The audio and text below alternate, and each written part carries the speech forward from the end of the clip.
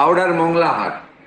উদ্দেশ্য হচ্ছে অত্যন্ত মূল্যবান জমিগুলো ওদের প্রথম ত্রাণ ও বিপর্যয়ের মোকাবিলা থেকে কিছু অর্থনৈতিক ক্ষতিপূরণ তারপলিন দড়ি মাছ দিয়ে শিফট করে দেওয়া। ওই জায়গাটা কিছুদিন ভ্যাকেট থাকবে, তারপরে ওখানে প্রমোটিং হবে। আমার মেনশনের পরে মাননীয় পৌর নগর উন্নয়ন মন্ত্রী তিনি বলার চেষ্টা করেছেন যে আপনি কোথাও এরকম হয়েছে দেখাতে পারবেন না। অসংখ্য এমন হয়েছে, আমরা দেখিয়ে দিতে পারি।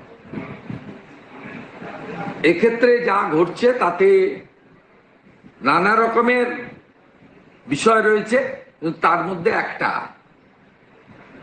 শাসক ঘনিষ্ঠ প্রমোটারদেরকে ওই মূল্যবান জমি পাইয়ে দেওয়া। 2025 সালে এই যে 6 মাস চলছে, ইতিমধ্যে 12টি বড় অগ্নিকাণ্ড ঘটেছে কলকাতা কর্পোরেশন এলাকায়। আমি সেটা এখানে উল্লেখও করেছি ডিটেলসে। প্রথমত, রেগুলার মনিটরিং নেই। দ্বিতীয়ত, ফায়ার ব্রিগেড, কর্পোরেশন, পুলিশ বা জেলা স্তরেও পৌরসভা বা জেলা প্রশাসনের কোনো সমন্বয় নেই।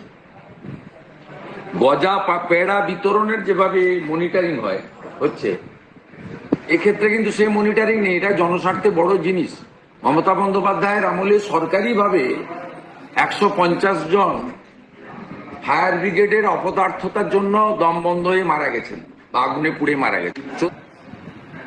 কিন্তু জনস্বার্থে যে কাজগুলো দরকার সে কাজ পশ্চিমবঙ্গ সরকার করে না। এটা আমি স্পষ্টভাবে আজকে এখানে উল্লেখ করেছি।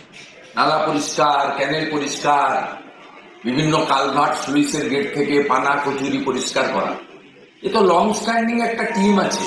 Health department, irrigation department, municipality department, panchayat department, সব মিলিয়ে একটা ওয়ার্কিং টিম আছে। 2025-এ প্রি মনসুনের কাজও ইরিগেশন করেনি, ডিবিসির সঙ্গে কোঅর্ডিনেশন মিটিংও হয়নি। 2 মিটারের বেশি ডেপথ খোঁড়া যাবে না, বকলিং মেশিন, জেসিপি মেশিন নদীর বেড়ে নামানো যাবে না। পশ্চিমবঙ্গ মানা হয়? এ তো যা করেছে সবাই হিন্দু ধ্বংস, বেকার ধ্বংস, শিল্প ধ্বংস, কৃষক ধ্বংস, আলু চাষি ধ্বংস, সাথে সাথে প্রকৃতি